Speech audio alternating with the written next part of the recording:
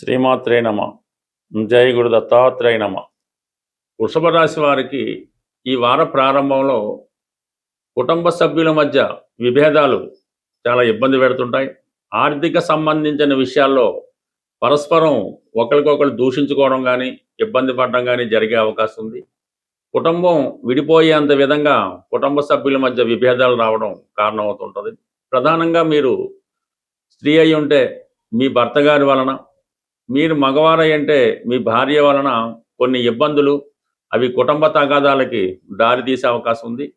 మీరు కూడా వ్యక్తిగతంగా కొద్దిగా దురుసుగా కోపంగా మాట్లాడటం వల్ల కొంతవరకు మీ కుటుంబ సభ్యులు హర్ట్ అయ్యే అవకాశం ఉంది. కాబట్టి ఏదైనా చిన్నదైనా పెద్దదైనా మీరు మాట్లాడే విధానం బట్టి అవతల వారి యొక్క రియాక్షన్ ఉంటుంది. కాబట్టి మాట్లాడే విధానంలో చాలా జాగ్రత్తగా మాట్లాడి ప్రతి సమస్యని చిన్నగా పరిష్కరించుకుంటేనే రాబోయే రోజుల్లో మీకు అది మరింత మనశ్శాంతిగా ఉండే అవకాశం ఉంది. అలాగే ఆర్థిక సంబంధించిన విషయంలో సడన్గా ఒక ఇన్కమ్ పెద్ద మొత్తంలో ధనం మీ కుటుంబానికి రావడం వల్ల ఆ ధనం సర్దుబాటు చేసుకునే విషయంలోనో, పంచుకునే విషయంలోనో, లేదంటే ఖర్చు పెట్టే విషయంలోనో కొన్ని ఇబ్బందులు తలెట్టే అవకాశం ఉంది. బట్ ఏదైనా ఇటువంటి పెద్ద అమౌంట్ వచ్చినప్పుడు అది దీర్ఘకాలికంగా మీరు ఏదైనా ఇన్వెస్ట్మెంట్ లాంటిదో, పొలం లాంటిదో, లేదంటే ఏదైనా స్థిరాస్తి మీద పెట్టుబడితే మంచిది. ఈ సమయంలో మీరు వ్యాపారం మీద పెట్టుబడి పెట్టడం అన్నది అంత అనుకూలమైతే కాదు.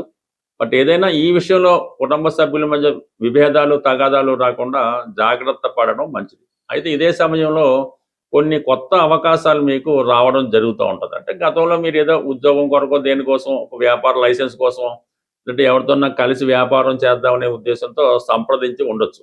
కానీ అది ఇప్పుడు మళ్ళా వాళ్ళు తిరిగి మిమ్మల్ని సంప్రదించి మీరు ఏదైతే గతంలో వారిని అడిగారో అది ఇప్పుడు మీకు వచ్చే అవకాశం ఉంది. కాబట్టి ఈ విషయంలో కొద్దిగా ఆలోచించి నిర్ణయం తీసుకోవడం మంచిది. బట్ ఏదైనా మీకు అటు ఉద్యోగపరంగా కొత్త ఉద్యోగ ప్రయత్నాలు ఫలించవచ్చు.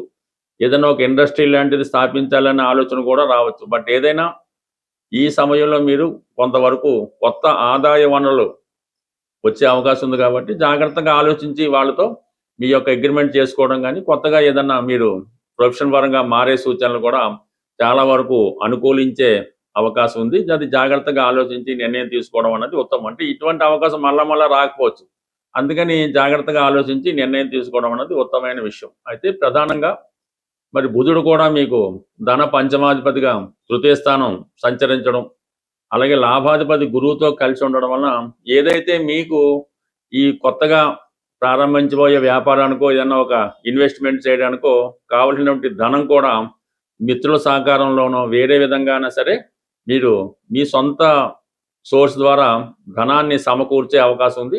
ఆ ధనంతోనే మీ యొక్క అవసరాలు తీర్చుకోవడం కానీ పెట్టుబడి పెట్టడం కానీ చేయడం జరుగుతుంది. బట్ ఏదైనా ప్రతి విషయం ప్రారంభంలో మీరు ఏ చేద్దామన్నా ఎవరో ఒకరు మిమ్మల్ని ఇబ్బంది పెట్టడం కానీ సగులు చేయడం కానీ జరుగుతుంటుంది. కానీ మీరు పట్టుదలతో ఆ కార్యక్రమాన్ని పూర్తి చేసుకోవడం వల్ల చివరికంతా మంచి పని చేసాం అన్నటువంటి సంతృప్తి మీకు చాలా వరకు వచ్చే అవకాశం ఉంది. ఇక ప్రధానంగా మనకి ఈ వారంలోనే ఈ 17వ తారీఖున రవి చతుర్థ స్థానంలోకి రావడం జరుగుతుంది. అక్కడ ఉన్నటువంటి కేతువుతో కలుస్తున్నాడు.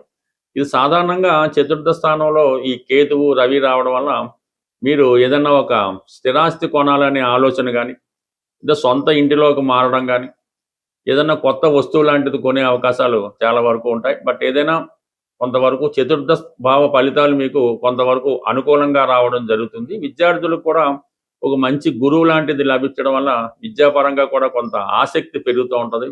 ఒక కఠినమైనటువంటి మంచి గురువు లభించడం వల్ల మీ యొక్క జీవితం వల్ల కొత్త మలుపు తిరిగే అవకాశం ఉంది. అంటే ఓవరాల్గా ఈ వృషభ రాశి వారికి కొన్ని కొత్త అవకాశాలు, కొన్ని కొత్త విషయాలు తెలుసుకోవడానికి ఈ వారం మీకు బాగా సహకరించడం జరుగుతుంది. ఇక ప్రధానంగా రాష్ట్రాధిపతిగా ఉన్నటువంటి శుక్రుడు పంచమ స్థాన సంచారం, మరి పంచమ స్థానంలో ఉన్నటువంటి శుక్రుడిపై శని యొక్క దృష్టి, ఇవన్నీ కూడా వ్యక్తిగతంగా స్త్రీలకి ఉద్యోగం మారే అవకాశం ఉన్నది.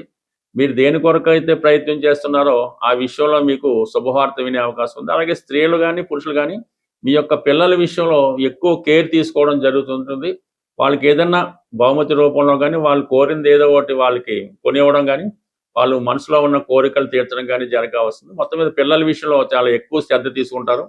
అలాగే ప్రేమికులు కూడా కొంత ఎడబాటు తర్వాత మళ్ళీ తిరిగి ఒక అంగీకారానికి వచ్చి పెళ్లి విషయంలో ఒక నిర్ణయం తీసుకోవడానికి కూడా ఈ గ్రహస్థితి మీకు ఈ వారం సహకరించే అవకాశం ఉంటుంది. ప్రధానంగా ఈ ఈ శ్రావణ మాసంలో మనం ప్రవేశించాం కాబట్టి ఆర్థిక పరంగా విపరీతమైనటువంటి రుణ సమస్యలు ఎవరైతే ఉన్నారో వారి యొక్క బాధలు తీరడానికి, అంటే మీ యొక్క బాధ్యతలు తీరడానికి, అప్పులు తీరడానికి శ్రావణ మాసం చాలా ఉపయోగపడుతూ ఉంటుంది.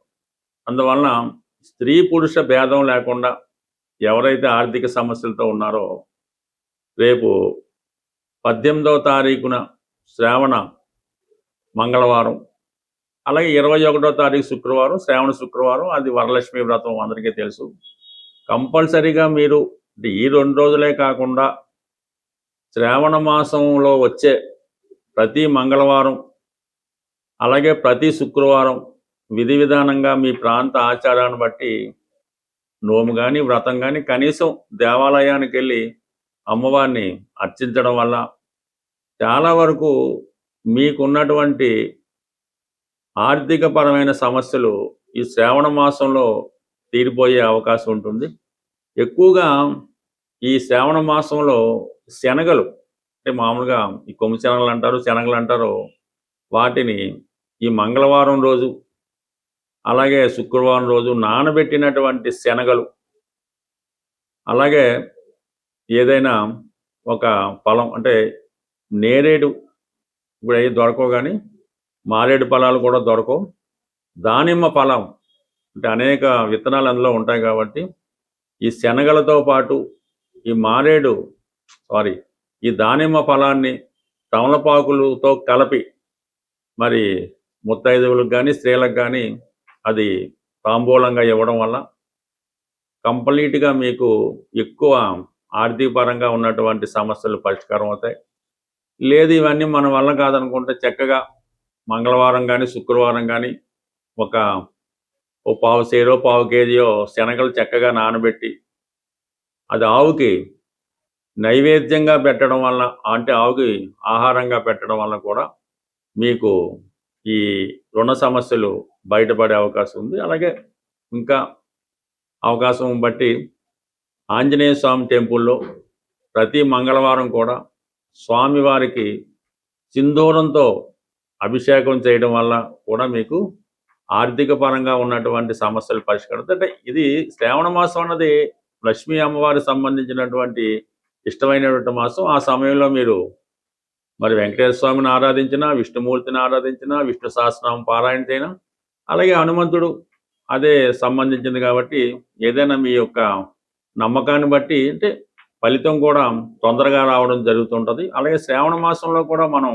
కార్తీక మాసంలో ఉన్నట్టే చాలా నియమంగా శుభ్రమైన వస్త్రాలు ధరించడం, అలాగే ఆహార పదార్థాలు కూడా సాత్వికమైనటువంటి ఆహారాన్ని తీసుకోవడం, కొన్ని విషయాలకి దూరంగా ఉండడం, ఇంకా ప్రధానంగా స్త్రీలని చిన్నపిల్లల్ని గౌరవించడం, తల్లిగారి ఆశీర్వాదం తీసుకోవడం, ఇవన్నీ శ్రావణ మాసంలో చేయడం వల్ల అంటే మీరు స్త్రీల నుంచి అనుకూలత పొందాలి, వారి యొక్క ఆశీర్వాదం తీసుకోవడం వల్ల కూడా ప్రతి ఒక్కరికి కూడా మంచి ఈ ధనయోగం ఏర్పడుతూ ఉంటుంది, అదృష్ట యోగం కలుగుతూ ఉంటుంది, ఆర్థిక పరంగా ఉన్నటువంటి సమస్యలు పరిష్కారం అవడం జరుగుతూ ఉంటాయి. అలాగే ఎవరైతే నిరుద్యోగులుగా ఉన్నారో వాళ్ళు కూడా ఈ సూర్య సంక్రమణం జరుగుతుంటుంది ప్రతి నెల ఒకసారి. ఇంచుమించుగా ఈ 17వ తారీఖు, ఈ ఆగస్టు 17వ తారీఖు ఇదే నెలలో రావడం జరుగుతుంది.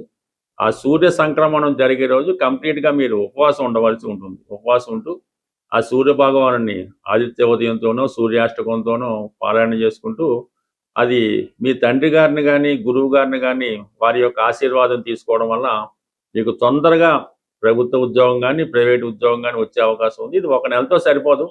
ప్రతి సూర్య సంక్రమణం రోజు విధి విధానంగా మీరు మీ ఆచార ప్రకారం పెద్దలు చెప్పిన దాని ప్రకారం సూర్య భగవాన్ని ఆరాధించడం వల్ల కంప్లీట్గా మీకు అటు అనారోగ్య సమస్యల నుంచి బయటపడతారు, నిరుద్యోగ సమస్య నుంచి బయటపడతారు, మంచి సంస్కారం, మంచి ఆరోగ్యం, మంచి యశస్సు మీకు రావడం లభిస్తుంది. స్వస్తి.